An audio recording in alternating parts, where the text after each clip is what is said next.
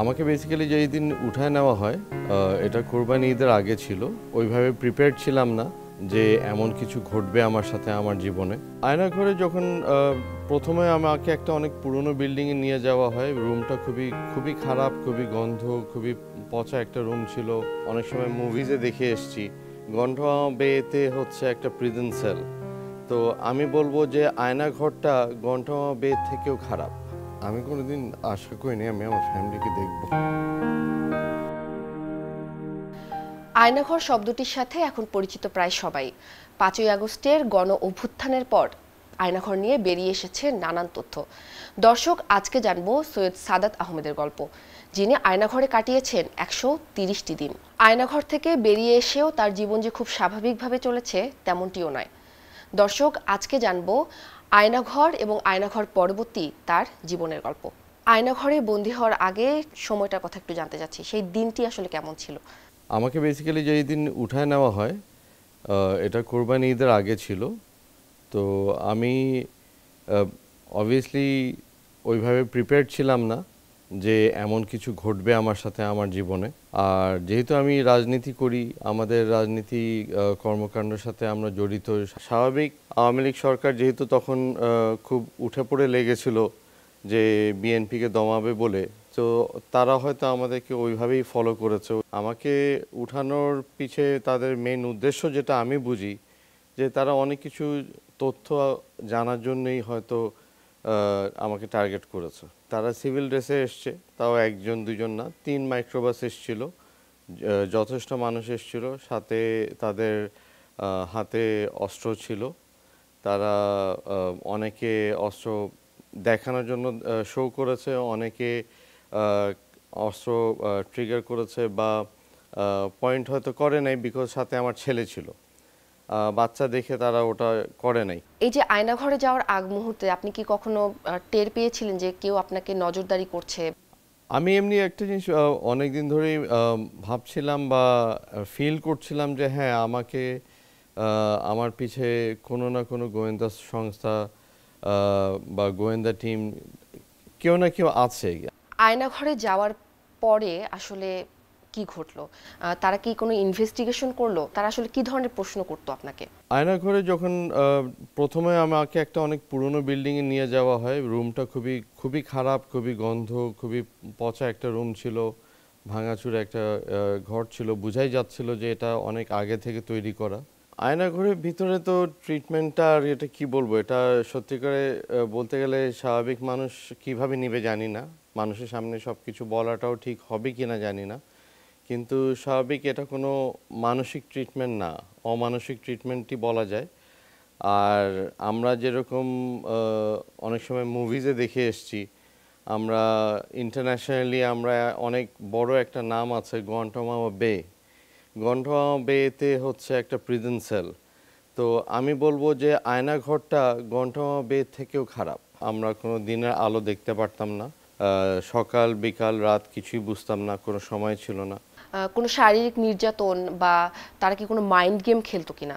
আমাকে হঠাৎ হঠাৎ উঠাই নিয়ে যাওয়া হয়েছে, যে অনেকগুলো প্রশ্ন করা হয়েছে, অনেক কিছু স্টেটমেন্ট দিতে বলা হয়েছে, যেটা তারা হয়তো স্যাটিসফাইড হয় নাই বলে তারা শারীরিক নির্যাতন করেছে। নির্যাতনের মাত্রা যদি আপনি আমাকে জিজ্ঞেস করেন, আমি বলবো যে এটা বলার মতো না, কারণ আমি চাবো না সাধারণ মানুষজন এটা থেকে আরও ঘাবড়ায় যাক। কেন, এখন দেশে একটা রেভলিউশনারি মুভ হয়েছে, যে মানুষ জেগে উঠেছে, এগুলোর বিরুদ্ধে একটা ভয়েস তুলেছে, আওয়াজ এসছে, যে আমাকে যারা প্রশ্ন করতো আমি খেয়াল করতাম যে হয়তো একজন না, দুইজন বা তিনজন, একের অধিক তিনজন বা চারজন প্রশ্ন করত। তো প্রশ্নর মধ্যে হয়েছে অনেকজন খুব রাফ ছিল, অনেকজন সফট ছিল। এটা হচ্ছে একটা মাইন্ড গেম প্লে করা। আয়নাঘরে থাকাকালীন অবস্থায় কি কখনো অন্যান্য মানুষের অস্তিত্ব টের পেয়েছিলেন, যে আশেপাশে আসলেই অন্য কেউ আছে? বিদেশে যখন আপনি পশু পাখিকে অ্যাডপশন করতে যান, ছোট ছোট খোপের মধ্যে কুকুর বিড়াল এদেরকে রাখা হয় পাশাপাশি, শুধু সামনে নেট থাকে, নেটের গ্রিল থাকে, বেসিক্যালি এরকমই ঘর ছিল।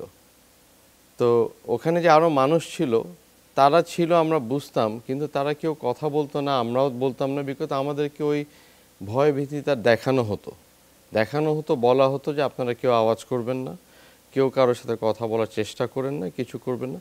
সেই যে আয়নাঘরে গেলেন, কখনো কি ভেবেছিলেন যে আসলে এখান থেকে কখনো মুক্তি মিলবে?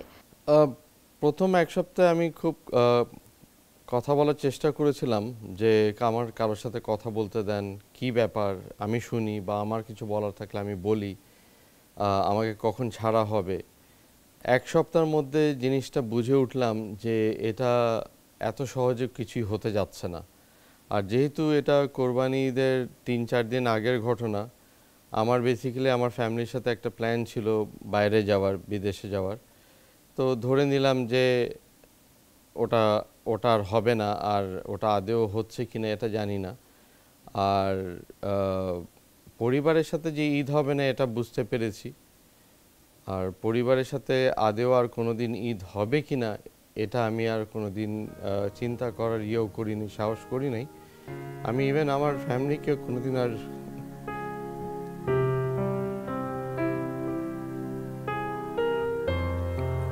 well, আমি কোনোদিন আশা করিনি আমি আমার ফ্যামিলিকে দেখবো। যেদিন আপনাকে আয়নাঘর থেকে ছেড়ে দেয়া হলো, সেদিন আসলে কি কি বিষয়গুলো হলো? পুরনো যে ঘরটা ছিল ওখান থেকে শিফট করে আমাকে আরেকটা ঘরে নিয়ে যাওয়া হলো। ওই ঘরে ঢুকে দেখলাম ওই ঘরটা আরো ছোট, মানে অনেক ছোট, মানে কবরের থেকে হয়তো আপনার 2 ফিট চওড়া 2 ফিট লম্বা এরকম কিছু হবে। ভাবতাম যে যাই হোক, ওই পচা ঘর থেকে একটু বোধহয় আপগ্রেড হয়েছি, তো একটু ভালো ঘর দিয়েছে। এরকম একদিন দেখলাম যে আমার পুরনো কাপড় নিয়ে এসে আমাকে বলল যে আপনার কাপড় পরে নেন, আর আপনার এখন যেটা পরনীয় আছে এটাকে সাইডে রেখে দেন। তো আমি আমার কাপড় পরে নেওয়ার পরে আবার হ্যান্ডকাফ করে আবার চোখ বেঁধে আবার মাইক্রোবাসে উঠায় নিল। আমরা রাজনীতি করতে যেটা সাধারণত সবসময় দেখে এসেছি, শুনে এসেছি, যে আপনি মানুষজন শুনি যে ক্রস ফায়ারে মারা গেছে বা এরকম কোনো ঘটনা ঘটেছে, তো মাথার মধ্যে এটাই ছিল যে হয়তো এটাই শেষ। আপনি যখন আয়নাঘর থেকে মুক্তি পেলেন, আপনাকে ঠিক কোথায় নিয়ে যাওয়া হলো এবং আপনাকে কিভাবে ছেড়ে দেয়া হলো? একটা অফিসের দিকে গাড়িটা হয়তো ঢুকলো, মানে বোঝা গেল যে কোনো গেটে ঢুকেছে বা কিছু, গাড়ি থেকে নামালো, আরেকটা এসি রুমে ঢুকলাম, বেঞ্চে বসালো। তখন বুঝলাম যে 2টা অফিসার কথা বলছে, কথা বলে হয়তো একটা টিমের উপরে হ্যান্ড ওভার করে একটা টিম হয়তো সরে গেছে। আমাকে যেখানে ছিলাম ওখান থেকে বেশ কিছু দূর চলার পরে, গাড়িতে চলার পরে আমি ফাইনালি যখন আমার চোখ খোলা হয় বা হ্যান্ডকাফ খোলা হয়, পরে আমি বুঝি যে আমি ডিবি কার্যালয়ে বসে আছি। আমি এডিসি গুলশান, তার আন্ডারে আমাকে দেওয়া হয়েছিল। তো তো আমি যখন চোখ খোলা হয় তখন অনেক আলো ছিল, কিছু পুলিশ অফিসার দেখলাম। তো সামনে এডিসি গুলশান বসা ছিল, উনি তখন আমাকে কিছু চা নাস্তা খেতে বলল যে একটু পানি খান, মুখ হাত ধুন, আপনি রিল্যাক্স করেন। পরিবারের কাছে ফিরে এলেন, সেই সময়কার আসলে অনুভূতিটা কেমন ছিল? পরিবারের সাথে আমার তখন দেখা হয় নাই। আমি যখন ডিবি কার্যালয়ে হ্যান্ড ওভার হয়েছি, আমাকে তখনও তারা আবিষ্কার করে নাই। ডিবি কার্যালয়ে হ্যান্ড ওভার করার পরে আমাকে ডিবি কার্যালয়তে 28 দিনের মতো রাখা হয়েছে। একদিন হঠাৎ করে শুনলাম যে আমাকে বলা হলো আজকে টিভি স্ক্রলটা খেয়াল করেন। হঠাৎ করে স্ক্রলে দেখি ওখানে দেখানো হচ্ছে আমাকে রামপুরা ব্রিজের উপর থেকে অ্যারেস্ট করা হয়েছে, সাথে আমার ব্যাগ, আমার অফিসিয়াল চেক বই এগুলো দেখানো হয়েছে। হাস্যকর জিনিসটা ছিল যে আমি তো আপনাদের এখানে বসে আছি, বাট আপনারা আমাকে ওখানে অ্যারেস্ট দেখাচ্ছেন। তো তখন ওরা বলল যে ভাই আপনাকে তো অ্যাটলিস্ট প্রকাশে আনা হয়েছে। আয়নাঘর পরবর্তী জীবনটা আসলে কতটুকু স্বাভাবিক ছিল? এমন না যে আয়নাঘর থেকে বের হয়ে এসে খুব হ্যাঁ, আমার পরিবারের জন্য খুবই ভালো, তারা আমাকে ফেরত পেয়েছে। আমার বউ বাচ্চা, আমার বাপ মা সবাই খুবই খুশি হয়েছে, আত্মীয় স্বজন খুশি হয়েছে, আমিও খুশি হয়েছি আলহামদুলিল্লাহ। কিন্তু তাই বলে যে একটা ট্রমা যে চলে গেছে এমন না। মানুষের মাথায়, মানে স্পেশালি আমি যা উইটনেস করে এসেছি ভিতরে, আমি যা শুধু উইটনেস করি নাই, যেটার ভিতর দিয়ে আমি গেছি, আমি অন্য জিনিস যা উইটনেস করেছি, এই ট্রমাটা যাওয়া এত ইজি না। ইভেন কি আমি আমার বাপ মার সাথে অনেক কিছু শেয়ার করি নাই, কেন আমি মনে করি তারা নিতে পারবে না। অনেক সময় আমার ওয়াইফও বলেছে যে এখানে যাব, এখানে চলো, আমি কথাটা এড়াই গেছি এটাই চিন্তা করে যে যাওয়াটা সেফ হবে কিনা, বা গেলে কতটুকু আমি ফলো হচ্ছে বা কি ঘটতে পারে, বা যদি যাই তখন আমার মিনিমাম অতটুকু প্রোটেকশন অ্যারেঞ্জ করে যেতে হয়েছে।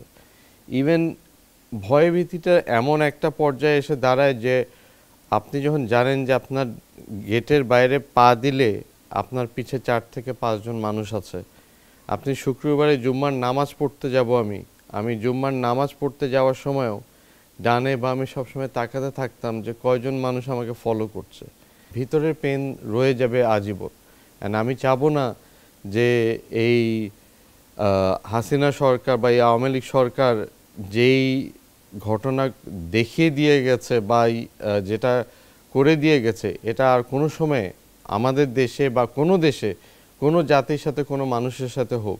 মুক্তি পাওয়ার পরে তারা কি আপনার উপরে কোনো প্রভাব খাটিয়েছিল কিনা? আমাকে প্রথমত বলেই দেওয়া হয়েছে, আমার ওয়াইফকেও বলে দেওয়া হয়েছে, আমার ফ্যামিলিকে বলে দেওয়া হয়েছে যে উনি যেন আর কোনোদিন রাজনীতি না করে, উনি যেন মাঠে ফেরত না যায়, ওনাকে যেন রাজনীতি করতে না দেখি, দেখলে জিনিসটা আরও অনেক খারাপ হবে। আপনি বললেন যে আপনার পাসপোর্ট নিয়ে একটা জটিলতার মধ্যে দিয়ে আপনি যান, সেটা নিয়ে একটু আমাদেরকে বলুন। যখন আমি বিদেশ যেতে গেলাম হঠাৎ করে শুনি যে আমার পাসপোর্ট ব্লক। পাসপোর্ট কেন ব্লক এটার কোনো ব্যাখ্যা নাই। কেন আপনি পাসপোর্ট নাম্বার যখন এন্ট্রি দিবেন ওখানে একটা বক্স থাকে, বক্সে আপনার ব্যাখ্যা থাকে যে এই কারণে এই লোকটার পাসপোর্ট ব্লক করা হয়েছে। তো আমি যখন যতবার ইমিগ্রেশন ক্রস করি আমাকে ঘন্টা 45 মিনিট, 1 ঘন্টা, আধা ঘন্টা, 1 ঘন্টার উপরে বসায় রাখা হয়, অনেকগুলো ডিপার্টমেন্ট ইনভলভ হয়, তারপর ক্লিয়ারেন্স আসে, ক্লিয়ারেন্স পেলে তখন তারা আমাকে যেতে দেয় বা যেতে না দিতে পারে। আর আসার সময়ও সেম। তো এরকম যখন একবার হয়েছে আমি সাথে সাথে অ্যাপিলেট ডিভিশনে গেছি, হাইকোর্ট। অ্যাপিলেট ডিভিশন থেকে আমি পারমিশন নিয়েছি, আমার বিদেশে আসা যাওয়ার পারমিশন নিয়ে আমাকে প্রত্যেকবার আমার অ্যাপিলেট ডিভিশনের পারমিশন প্রোভাইড করতে হয়, প্রুফ করতে হয়, ওনারা ওটা চেক করে ডিজিএফআই থেকে ক্লিয়ার হয়, তারপর তারা আমাকে বাইরে যেতে দেয়, বা ফেরত যখন আসি তারা পারমিশন নিয়ে আমাকে ঢুকতে দেয়। পটিয়া চট্টগ্রাম 12 আসন থেকে আপনি নির্বাচনে লড়বেন, তো আপনার আসলে ভবিষ্যৎ পরিকল্পনাটা কি? কিভাবে দলটিকে সাজাবেন? দল নিয়ে কি কোনো আশা আছে কিনা, বা আপনার ভবিষ্যৎ পরিকল্পনাটা কি? আমি রাজনীতির সাথে সবসময় জড়িত ছিলাম, আয়নাঘর থেকে বের হওয়ার পরেও জড়িত আছি, কিন্তু প্রকাশে হয়তো পাবলিকলি ওইভাবে অত বড় কোনো প্রোগ্রাম করি নাই। আমি চট্টগ্রাম 12 থেকে পটিয়া থেকে নির্বাচিত হতে চাই। মনোনয়ন পেলে আমাদের চেয়ারপারসন, আমাদের অ্যাক্টিং চেয়ার তারেক রহমান সাহেব যদি আমার উপরে আস্থা রাখে, আমাকে যদি মনোনয়ন দেয়, তো অবশ্যই আমি ওখান থেকে ইলেকশন করব, ইনশাল্লাহ জয়যুক্ত হব। আর যদি দলের কথা জিজ্ঞেস করেন, আমি মনে করি এই মুহূর্তে বাংলাদেশের জন্য বাংলাদেশ জাতীয়তাবাদী দল বিএনপি ছাড়া আর কোনো বিকল্প নাই। তা আমরা চাই দেশটা স্বাধীন থাকুক, সবার স্বাধীন অধিকার থাকুক।